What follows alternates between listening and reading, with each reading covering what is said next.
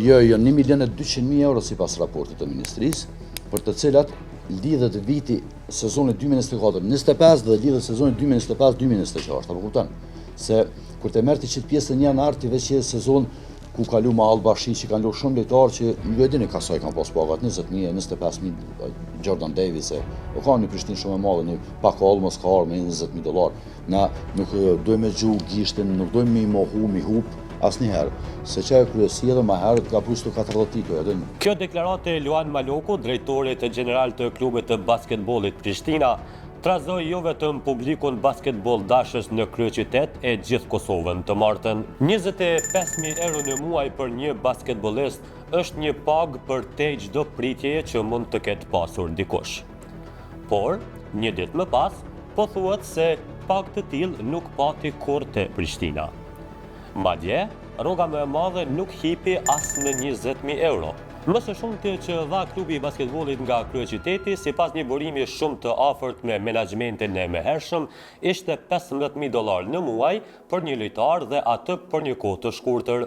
Pagat e lojtarëve të huaj për gjatë gjithë sezonit variojnë prej 4 deri në $8.000. Ndonjëherë ka pasur lojtarë që janë paguar $9 ose $10.000, por ka pasur opsione dalse. Në pjesën e dytë të sezonit ka pasur kontrata afaqshkurtra 2, 3 apo 4 muaj. Të tilla kanë qenë të Al-Bashi, Jordan Davis dhe Paco Olmos, dhe asnjëra nga këto nuk e ka kaluar vlerën e $15.000, pra asnjë lojtar nuk është paguar 20 apo 25.000 euro, ka thënë burimi në fjalë për Kosova Press. Klubi i basketbollit Prishtina po kalon në për një fazë të vështirë kohëve të fundit. Plisat kanë shfaqur pakënaqësi me drejtuesit në jo pak raste. Numri i shikuesve në palestër në ndeshjet vendase ka qenë i ulët që disa kohë.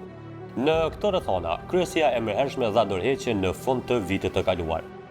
Drejtuesit e rinj kanë kritikuar paraardhësit për menaxhim jo të mirë te klubi. Për më tepër, ata kanë ngritur dilema për mënyrën se si është operuar me financa, për çfarë Maloku tha se nuk kanë qenë të pakta.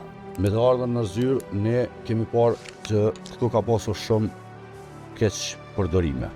Për të keq përdorime, thonë se në rastin në një klub derën rreth 700.000 euro, cilat janë derën në muajin nëntor dhe dhjetor, dhe në atë klub, kur të fillonte në muajin janar, nuk është asnjë pare, asnjë cent në konto, kjo është keq menaxhim dhe besoj që keq përdorim.